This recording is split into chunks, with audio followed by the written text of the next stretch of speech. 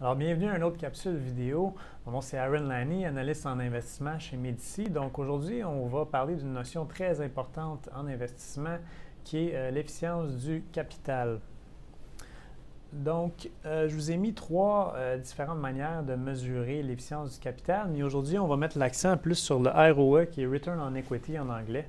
Donc, c'est vraiment le profit net après impôt que l'entreprise génère de ses opérations divisé par l'avoir des actionnaires, qui est le capital investi par les actionnaires, plus tous les profits qui n'ont pas été versés en dividendes, donc le bénéfice non réparti.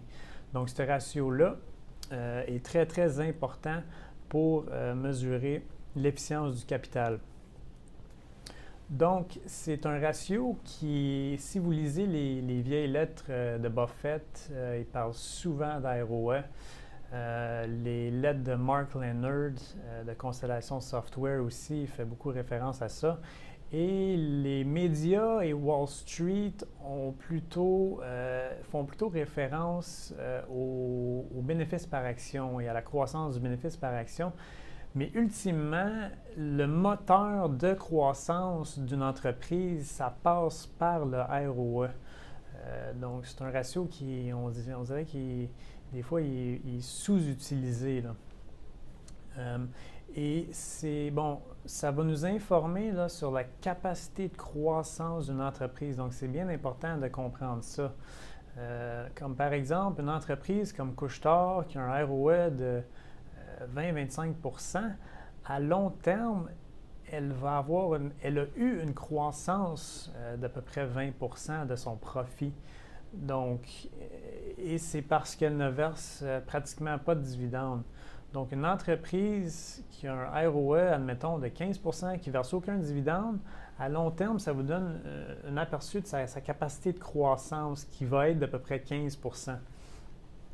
Et ça va nous informer aussi sur le besoin en capital. Donc, ce qu'on veut, nous autres, c'est une entreprise qui n'a pas besoin d'investir du capital pour générer un profit. Donc, ce que je viens de vous dire là, c'est la définition même d'un ROE élevé.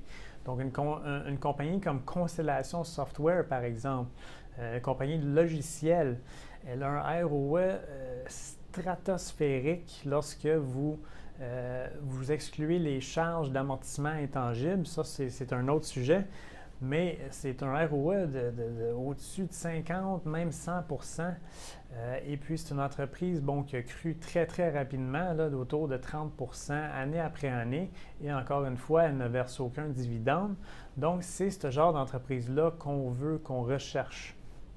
Donc, un ROE élevé, l'entreprise peut croître sans devoir émettre des actions. Elle peut même verser des dividendes si elle veut. Elle peut racheter des actions. Donc, un ROE élevé va lui permettre de faire ça tout en ayant une croissance, une bonne croissance.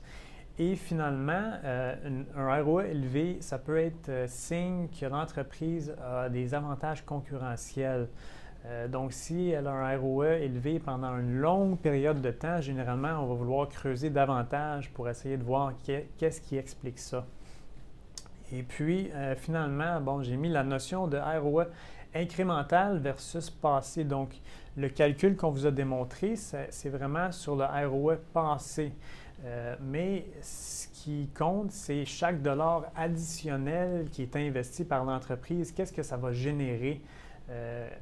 Alors, ça, c'est la notion d'ROE incrémental.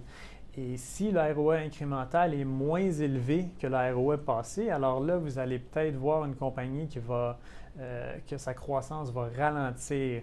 Et bien ça, c'est un peu plus difficile là, à déterminer. Ça prend plus de temps et de recherche, mais c'est quand même important. Donc, je pense que ça va être correct pour aujourd'hui. On va vous laisser là. Et dans une prochaine capsule, on va tenter de décortiquer le ROE en ses composantes qu'on appelle une analyse Dupont. Donc, restez des nôtres. Merci.